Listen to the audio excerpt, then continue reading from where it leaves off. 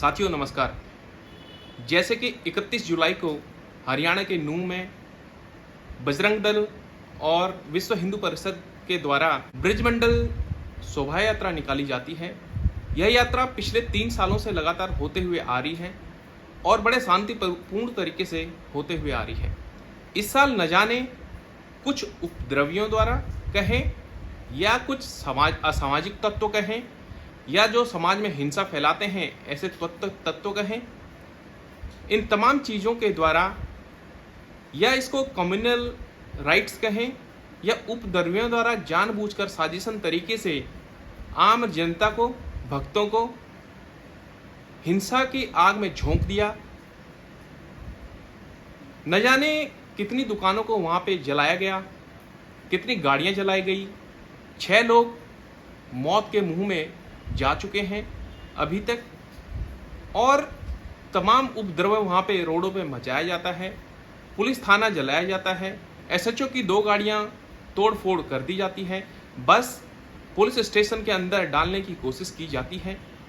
इन तमाम चीज़ों पे आज हम आगे चल के आपके साथ इस पे विश्लेषण करेंगे। हम ये विश्लेषण करें इससे पहले आप एक छोटा सा वीडियो पहले ये देख लीजिए।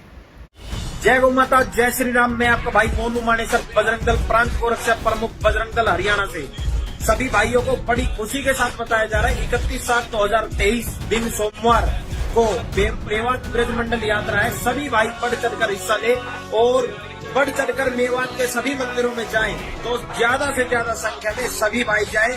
हम खुद यात्रा में शामिल रहेंगे और हमारी पूरी टीम भी यात्रा में शामिल रहेगी। तो सभी भाई जोरों शोरों से गौ माता का नाम लेकर, प्रभु श्री राम का नाम लेकर और मेवात यात्रा में बढ़ चढ़कर हिस्सा ले।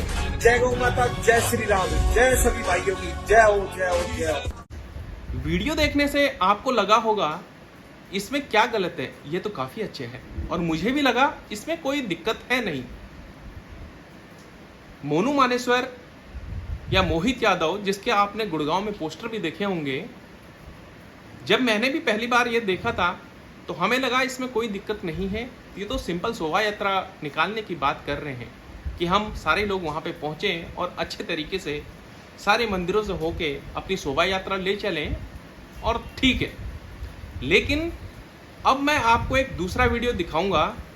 इसमें जो नूंह के एसपी हैं वो कहते हैं कि जो मोनू यादव या मोनू मानेसर है, इनके द्वारा यहाँ पर कुछ हिंसा इनके वीडियो के कारण भी हो सकती है, हुई हो। वो आप डिटेल में वहाँ के एसपी क्या कह रहे हैं वो भी आप सुनिए। और इस बीच आपने तमाम internet media, social media, news channels पे देखे होंगे, कईयों में भांति भांति तरीके से मोनू मानेसर को दिखाया जा रहा है। मोनू यादव अपने आप को गौ भक्त बताता है, बजरंग दल से जुड़ा हुआ कार्यकर्ता बताता है, यह बताता है कि ये गौ माता की सेवा करते हैं। लेकिन मोनू यादव का नाम या मोनू मानेसर का नाम तब सुर्खियों में आया जब फरवरी में हरियाणा के अंदर, राजस्थान के अंदर 2 अलग समुदाय के लोगों की हत्या हो जाती है।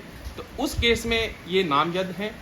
लेकिन ये चीज़ें पीठ पीछे काफ़ी टाइम से हमें लगता है कि चल रही थी और जब आते आते जब ये शोभा यात्रा निकाली जाती है, इस बीच मोनू यादव का जो एक वीडियो है, 2 दिन पहले यही वीडियो जो मैंने आपको दिखाया सोशल मीडिया पे वायरल होता है। 29 और 30 तारीख को और 31 तारीख को यह घटना को वहाँ पे अंजाम दिया जाता है उपद्रवियों द्वारा। आप ये समझिए हरियाणा के अंदर भाजपा की डबल इंजन की सरकार चल रही है।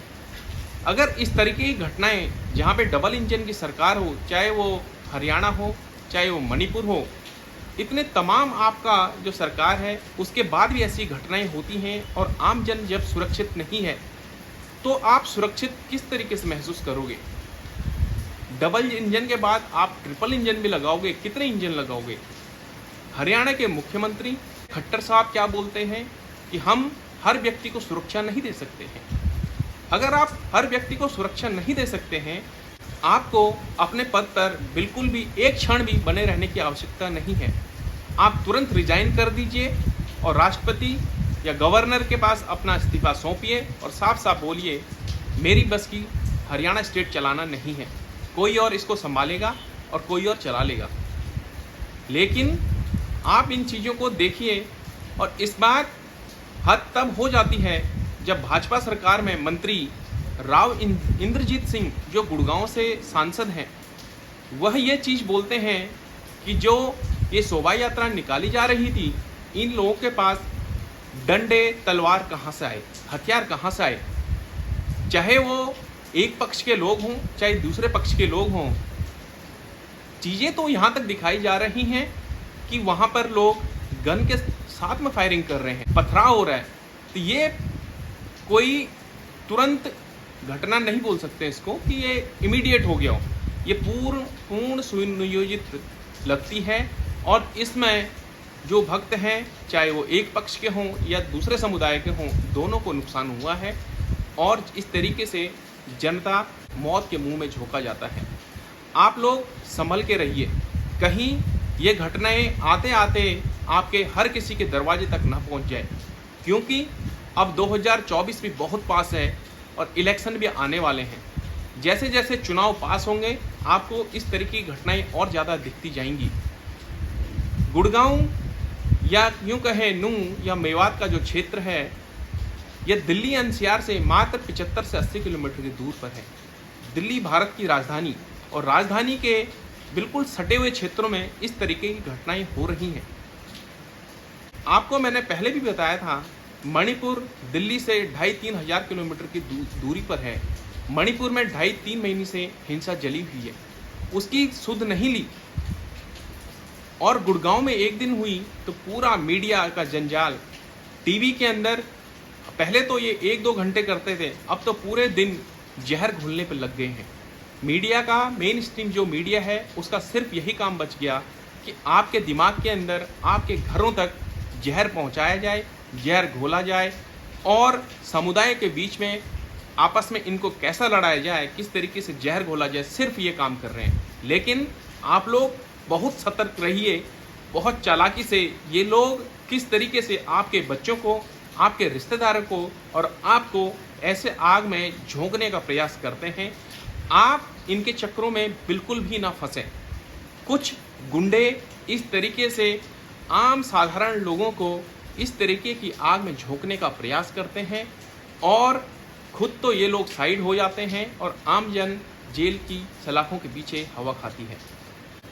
यही नहीं, हरियाणा के उप मुख्यमंत्री दुष्यंत चौटाला वो क्या कहते हैं कि जो ये शोभा यात्रा निकाली जा रही थी, इसकी जानकारी प्रशासन को पूरी नहीं थी। ये पॉसिबल है या नहीं है, इसका आंकलन आप लोग खुद ही कर लीजिए। अगर प्रशासन को जानकारी नहीं है और खट्टर साहब कहते हैं कि ये कोई सुनियोजित हिंसा लगती है, अगर ये चीज़ें लगती हैं तो आपकी इंटेलिजेंस कर क्या रही है? तो आप सीएम क्यों हैं? आप डिप्टी सीएम क्यों हैं? आपकी इंटेलिजेंस, आपका टोटल मशीनरी तो कोलैप्स होगी। जब आपके बस में, आपके कंट्रोल में कुछ है ही नहीं, तो आप हाथ खड़े करके अपना इस्तीफा सौंप दीजिए। अगर आपसे नहीं होता है तो आप वहाँ पे गवर्नर रूल लगा लीजिए हरियाणा में। और हरियाणा के जो गृह मंत्री हैं या मंत्री हैं अनिल विज, वो कहते हैं मोनू मानेसर का इसमें कोई हाथ नहीं है। चलो हम मान लेते कोई हाथ नहीं है, लेकिन आपके एसपी क्या जवाब दे रहे हैं?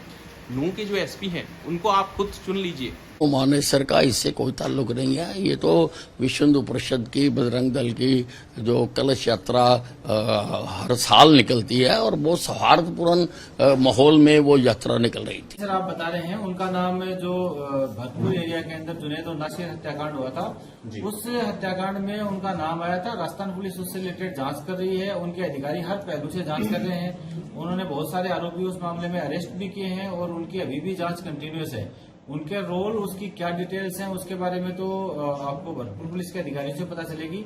जहां तक उनके यहाँ आने की वजह से और सोशल मीडिया पे आपस में जो तलब टिप्पणियां हुई थी, उसकी वजह से हालात यहाँ पे कुछ लोगों में खराब हुआ है। शुरुआत में कुछ उनके जो सपोर्टर इस रैली में देखे गए थे और कुछ लोग यहाँ के लोकल थे जिनका आपस में छोटी झड़प हुई है, लेकिन उसके बारे में अफवाहें इतनी ज्यादा फैल गई कि वो उसने बड़ा स्वरूप ले लिया। भारत की राजधानी दिल्ली और दिल्ली से 80 किलोमीटर लगा हुआ नूंह, और इसी क्षेत्र से एनसीआर में पड़ता है गुरुग्राम या गुड़गांव।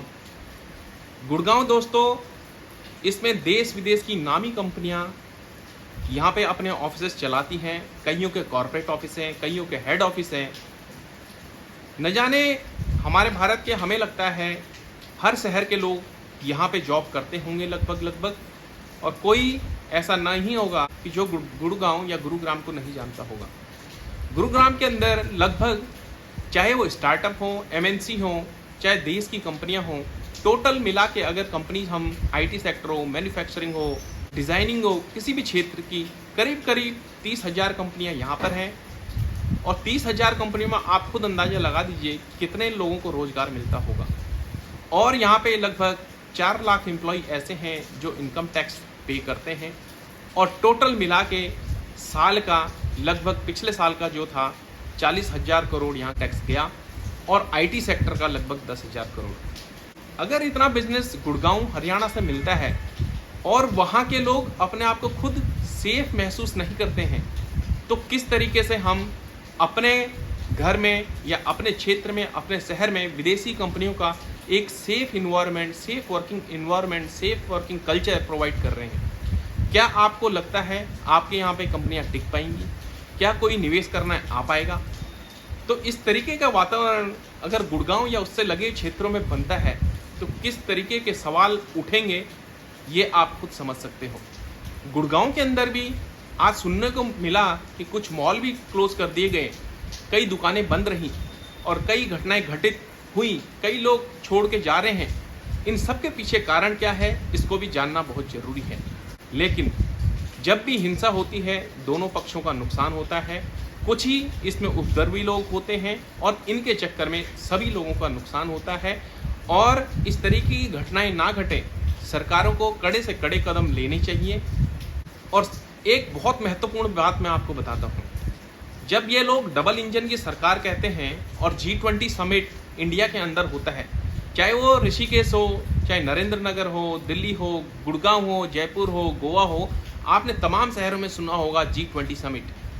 G20 समिट का एक मीटिंग गुरुग्राम हरियाणा के अंदर भी होता है और उसका आप टॉपिक सोचिए, crime and security. Crime and security जिस सिटी के अंदर होता है और उसके बीच में तमाम 20 देशों के लोग मंथन कर रहे हैं, और उसी शहर में ये हाल है। मॉल बंद हो गए, सोसाइटी से बाहर लोग निकल नहीं पा रहे, इंटरनेट बंद हो गए। यहाँ पे तो तमाम लोग इंटरनेट के सहारे ही जीते हैं। इतने कॉर्पोरेट हैं, बड़े बड़े कॉर्पोरेट हैं, चाहे भिवाड़ी हो, चाहे गुड़गांव हो, सोना रोड हो, चाहे मानेसर हो, तमाम एनसीआर से लगे हुए क्षेत्र, चाहे फरीदाबाद हो, यहाँ पर इंटरनेट तो लाइफ लाइन है। अगर इंटरनेट इन क्षेत्रों में या नू के क्षेत्र में, आउटस्कर्ट्स में बंद कर दिए जाएं, तो लोग तो एक तरीके से अपंग जिस कह सकते हैं, हेल्पलेस हो जाएंगे। और किस तरीके से हम विदेशी कंपनियों को या अपनी कंपनियों को, जिनका विदेशों में नाम है, कैसा इन्वायरमेंट हम इनको दे रहे हैं। हम उम्मीद करते हैं हरियाणा की सरकार, हमारी केंद्र सरकार, इस तरीके की घटनाएं फ्यूचर में रिपीट ना हो, और जो भी ऐसी घटनाओं में इन्वॉल्व थे, चाहे वो किसी भी समुदाय के हों, उनके ऊपर कड़ी से कड़ी कार्रवाई होगी। और धर्म के ठेकेदार, चाहे वो इस समाज से हो, चाहे उस समाज से, कोई भी ठेकेदार हो, किसी को भी कानून अपने हाथ में लेने का कोई हकदार नहीं है और नहीं लेना चाहिए। आगे भी आप सचेत रहें इस पर। इन धर्म के ठेकेदारों की दुकान इस तरीके की हिंसाओं से ही चलती है। इनका सिर्फ काम होता है आगे जाके इलेक्शन लड़ना और जनता के कंधे पे चल के गोली चलना और जनता को आग में झोंक देना और खुद साइड लाइन हो जाना। तो दोस्तों, आप इस खबर के बारे में क्या सोचते हो? आपकी इस घटना पे क्या राय है? हमें ज़रूर शेयर करें। Thank you.